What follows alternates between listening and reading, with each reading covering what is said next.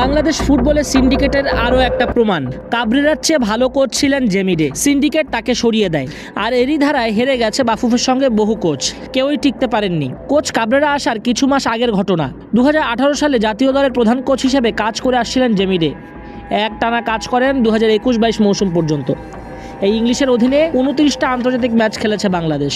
এর মধ্যে 9টাতে জয় পায়, হার 15 ম্যাচে, ড্র হয়েছে 5টায়। কিন্তু তার কাজে সন্তুষ্ট হতে পারেনি বাফুফে। ওই যে সিন্ডিকেট চায়নি, তাই চুক্তির মেয়াদ 1 বছর বাকি থাকলেও জেমিডে আউট। জেমিডে বিদায় হওয়ার পরই দায়িত্ব নেন কাকতালীয়ভাবে বসুন্ধরা কিংসের অস্কার ব্রুজেন। আর অন্যদিকে 1 বছর আগেই চাকরি হারান চুক্তির মেয়াদ থাকা সত্ত্বেও। পাওনা টাকা পাচ্ছিলেন না, জেমিডে যোগাযোগ করতে পারছিলেন না ফেডারেশনের সঙ্গে।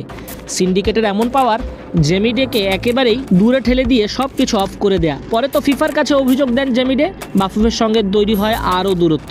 সেসব হিসাব চুকিয়ে আর ফেরা হয়নি জেমিডের। জানেন, জেমিডে বেশ কিছু সিদ্ধান্ত নিয়েছিলেন প্রবাসী ফুটবলার খেলানোর। বাংলাদেশি বংশোদ্ভূত বিদেশি ফুটবলার জাতীয় দলে অন্তর্ভুক্ত করার বিষয়ে তার অনেক অবদান ছিল। দলে বিদেশি বানানোর চেষ্টা ছিল।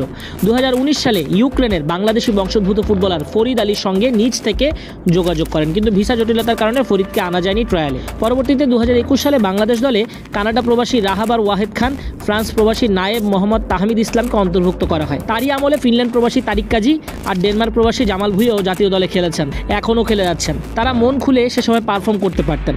নানা প্রতিবন্ধকতা মিলিয়ে বড় শিরোপা না দিতে পারলেও জেমির দীক্ষায় ঘাটতি ছিল না। তপু জামালরা শক্তিশালী হয়ে উঠেছিল। মনে পড়ে কাতারকেও হারিয়েছিল জেমিডের অধীনে জামালরা। শেষ পর্যন্ত তো সিন্ডিকেট তাকে সরিয়ে দেয়।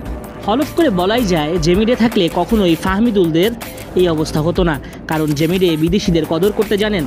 লোকালদের মধ্যে শুধু সিন্ডিকেট খেলা। জেমিডে থাকলে এই সিন্ডিকেট তিনিই ভেঙে দিতেন। ফাহমিদুলরাই চান্স পেতেন, যোগ্যতার দাম হতো ন্যাশনাল টিমে। জেমিডে কিছু কথা বলে গিয়েছিলেন, বলেছিলেন এই দলটা আমার তৈরি, এই দলের প্রতিটা খেলোয়াড়ের শক্তি সামর্থ্য সম্পর্কে আমার ধারণা আছে, সেভাবেই আমি ওদের তৈরি করেছিলাম। আমার বিশ্বাস ছিল আমি ওদের সঙ্গে থাকলে তারা একসময় ভালো একটা শিরোপা জিততই। বাংলাদেশ সেকেন্ড হোম ঘোষণা দিয়ে জেমি বলেন, এই দেশটাকে আমি ভালোবেসে ফেলেছি, তাই আমি সেখানে আবার ফিরতে চাই। তারপরে এসে বাকি কোচদের তো বেহাল দশা। কাবরেরা তো মূলত দাঁড়িয়ে আছেন সিন্ডিকেটের কারণে, তাকে সামনে সরানোটাও কঠিন।